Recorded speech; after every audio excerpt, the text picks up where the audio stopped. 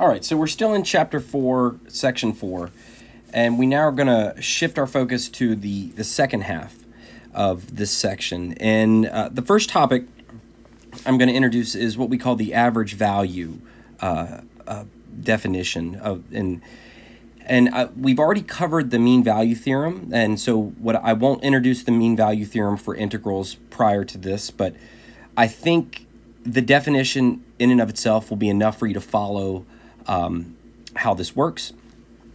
And let me just jump in. So I'm gonna come back and read the definition, but let's just go ahead and highlight that this is the average value function, and you're going to have access to this. Okay, so either on a formula sheet or by placing it to memory.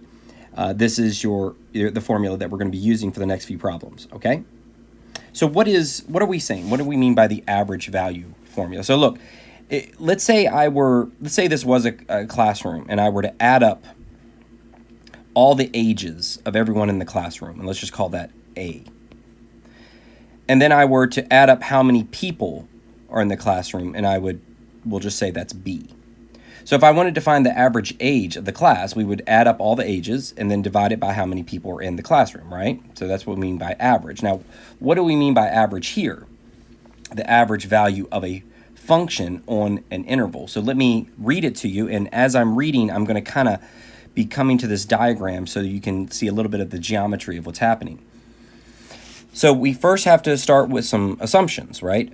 We say that if your function is integratable on a closed interval, a to b. So here's a, here's b.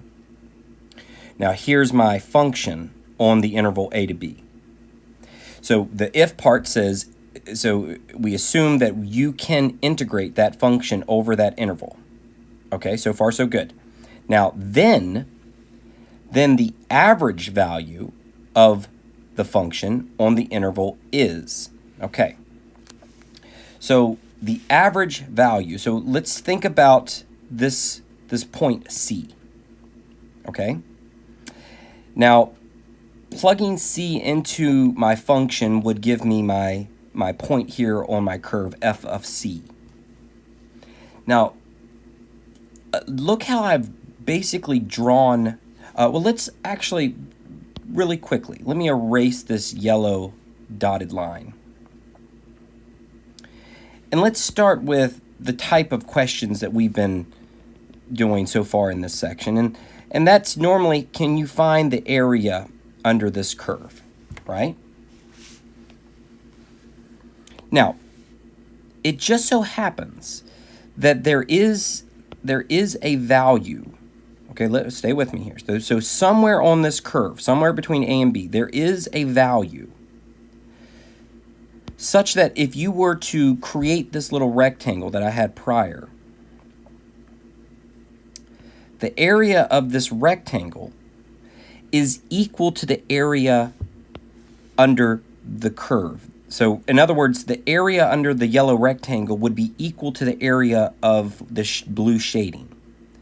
And you can kind of see, and of course it's not drawn to perfection, but you can kind of see that you would have and if you were looking at just the yellow, let's just look at the rectangle really quickly. Okay, the area under the rectangle. Well, we have a little bit of overlap here, right? This would be the extra area that we're missing, right? What I have highlighted here is not under the yellow rectangle, but we also have this little portion here that is under the yellow rectangle, but is not it's not shaded in blue. So you can kind of see that this right here accounts for this right here. So in other words, what's nice is you can find the area. So if you stay with me here, you can find the area under this curve by simply finding this special point f of c. Let me now not waste any more time. Let's jump into a problem. Okay, so sometimes the language itself can be confusing, but let's go ahead and jump in. So let's notice something. It says find the average value of. Now what I need you to do is either placed to memory or have some type of trigger here that when you read find average value, you should be thinking, oh, okay, wait a minute. That means I'm going to that formula 1 over b minus a, and then the f of, or the integral of a to b of f of x dx. Okay, so I need you, when you read this average value, that triggers this formula in your memory. Okay, so let's go ahead and identify obviously our f of x is given to us, so that is going to be going here, and the interval is from 1 to 4, right? So the 1 is going to be going in here for the a, the 4 is going to be going here for the b. Let's take a real quick look at the geometry of what we want. So let's think about, so here's, listen really quickly, just if you don't mind putting your pen down for just a quick second, since a lot of you are brand new to calculus. So I want to make sure you understand something really quickly. If you have a dx here, well, that means you're integrating with respect to x. Then these bounds here and here are on the x-axis. Does that make sense to you? If you're integrating with respect to x, then the bounds are on the x-axis. That's something to, because if this were dy, then your bounds would be on the y-axis. I just want you to, that'll become more apparent in the second part of calculus when we focus more on integrating both dx and dy. Now, let me go ahead and start with the normal game that we play. So this function that you're seeing here, this is your f of x. That's the graph of your function. Now, I didn't quite capture the entirety of the function, but from 1 to 4, right, goes up a little bit farther. Normally, we're interested in the area under that curve. With me? Okay. So let's actually just jump into our formula. So let's see if we can write it. So you with me that I'll go ahead and write it here. So in this case, a is going to be 1, b is going to be 4. The upper bound is 4. We read left to right. So 1 to 4, meaning a is 1, b is 4. Let's go ahead and start writing. So the average value, and now let's plug in. So this would be 1 over 4 minus 1, the integral of 1 to 4. Let's go ahead and put f of x in here, 3x squared minus 2x.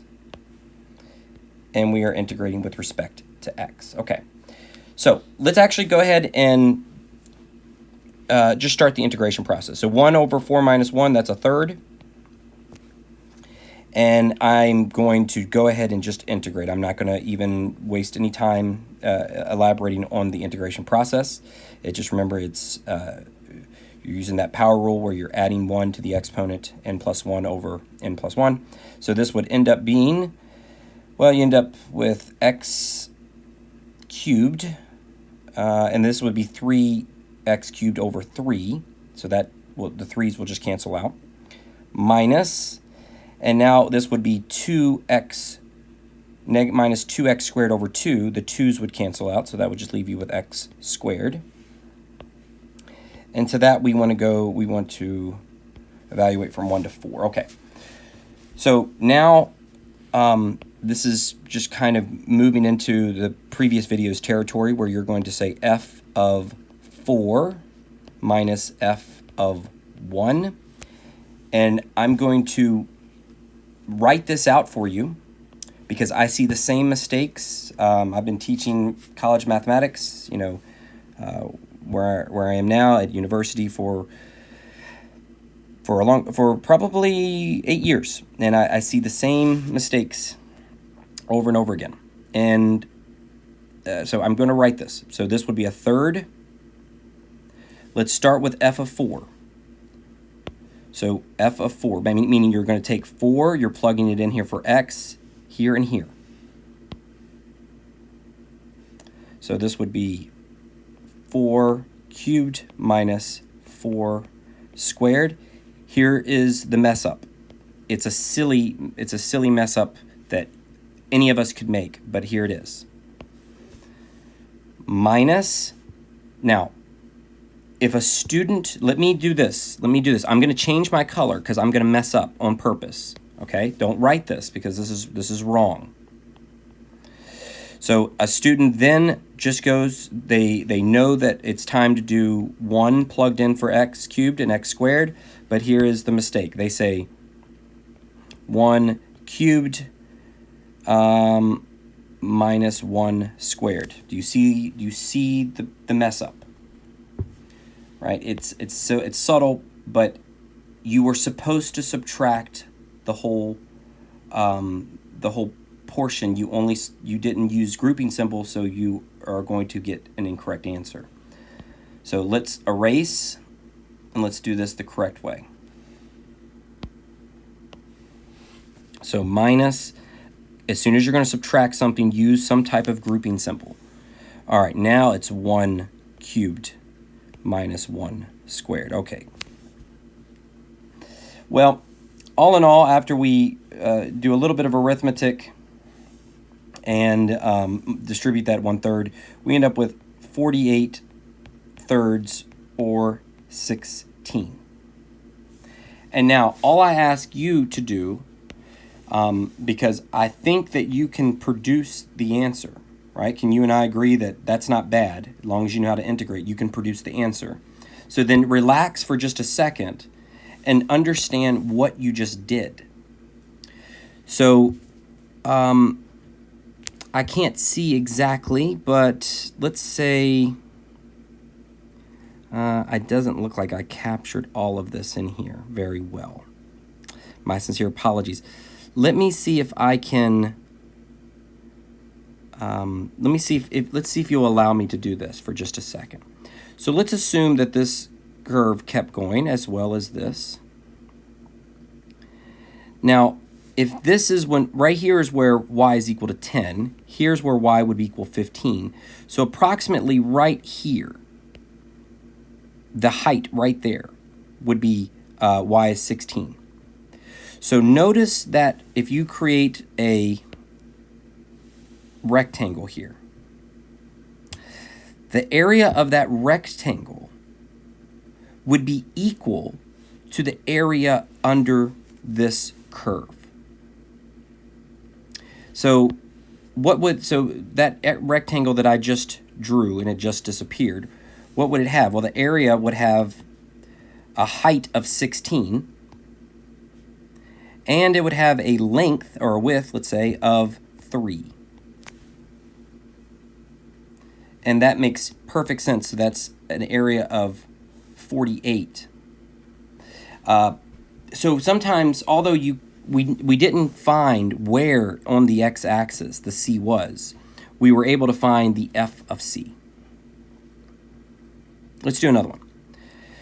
So you feel free to pause the video if you would like to write all of this. What I've done is hopefully I haven't done any silly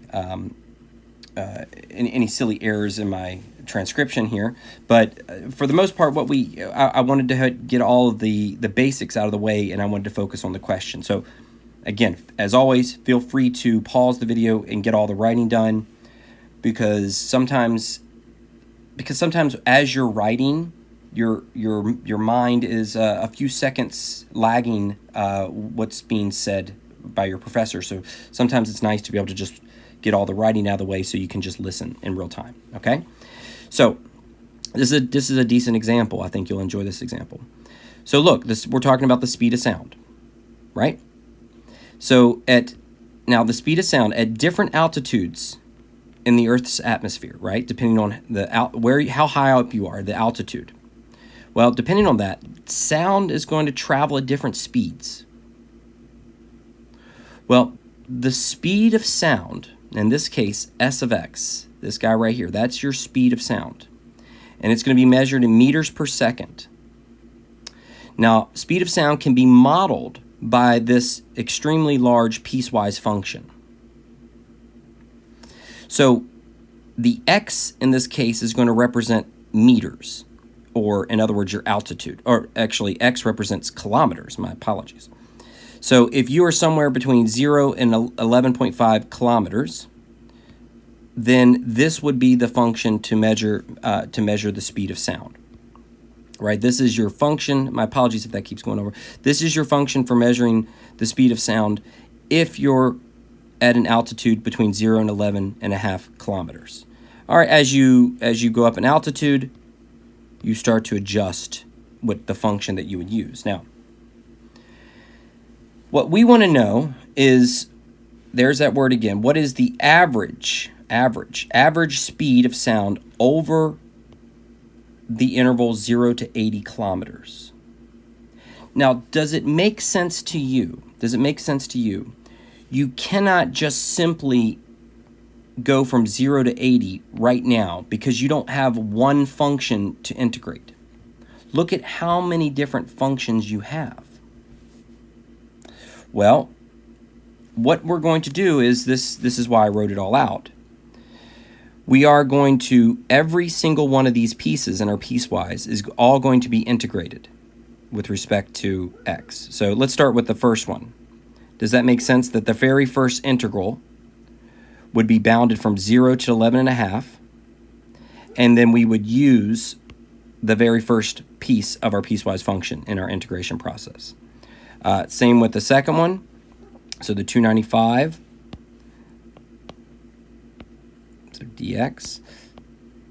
So same with the second one, the 295 would be our function when we're bounded from 11.5 to 22 kilometers. Now, what I've done is, as you say, etc., because you'd have to continue to go down for each one of these. I've already integrated every one of those. And what I'm going to produce right now under each one of these is the definite integral here for each one. And then we're going to get to our answer. Ready? So let's go ahead and, again, if you see any silly mistakes, it's just me rushing through some of these videos. So the very first, if you were to, each one of these, I'm going to write it one time. Each one of these you would be doing f of b minus f of a. So the very first one, I'm just going to write it. I'm not going to write it for any more. F of 11.5 minus f of 0. So what do you get? Well, after you do, you let your calculator do a lot of this heavy lifting, you should get 3,657. Then you should get 3,097.5, 2,987.5, 5,688, and 9,210. Okay, so each one of those would be an area under a curve. So you could think about each one of those being its own function modeled, and each one of them would be, so this right here, that would be the very first, this would be you probably can't see that very well, so let me change my color. This would be your negative 4x plus 341. This little portion right here would just be your 295, and then you continue, right, all the way through till you get to an altitude of 80 kilometers. Now, moving through here, you can see that the first area that we get would be 3,657. Then the next area, right, it's going 11.5 to 22. This would be 3,097.5. Now, okay, if you add up all the areas, so plus, plus, plus, plus, then the sum, right, that means sum of all the areas, okay, would give you 24,640. Okay, now that is not what we were asked to find. So, but here's what this number represents. That if you were able to integrate from 0 to 80 of some function. Now, we did not do this, right? We had to do 5 integrals in this problem. But if you were able to have done it with just one function, then here's what you would have got. You would have got 24,640. Now let's actually find the average. Now the average is, in this case, is fairly easy, right? Because in this case, our lower bound A is 0, our upper bound B is 80. So this is going to be 1 over 80 minus 0 multiplied by 24,640. What's the result? Well, let's see if I can write it in this little tiny area. The result is 308, and that would be in meters per second. Okay, so now can you and I both agree that that's not that bad? You can get to the answer the answer to this problem, 308 meters per second. May I now just simply, will you put your pen down for just a second and look at the geometry of what you just did? So look, right here, this is 308, let's say. Now, if I could draw a nice horizontal line, do you see our rectangle? It's interesting. So how would you find the area of that rectangle? Well, the area of that rectangle would be a length multiplied by a width. So let's just say our width would be 80, and our length, or height, if you'd like to think of it, would be what? It would be 308. And what is 308 times 80? Well, 308 times 80 is exactly what we got here, 24,640. Okay, so what I'm going to do now is we're going to go ahead and take a break from this because that was the second topic in 4.4. 4.4 is a very important section moving forward. So we're now going to go into the the next video, the third topic of 4.4, which is on the second fundamental theorem of calculus. And we'll be back in just a second.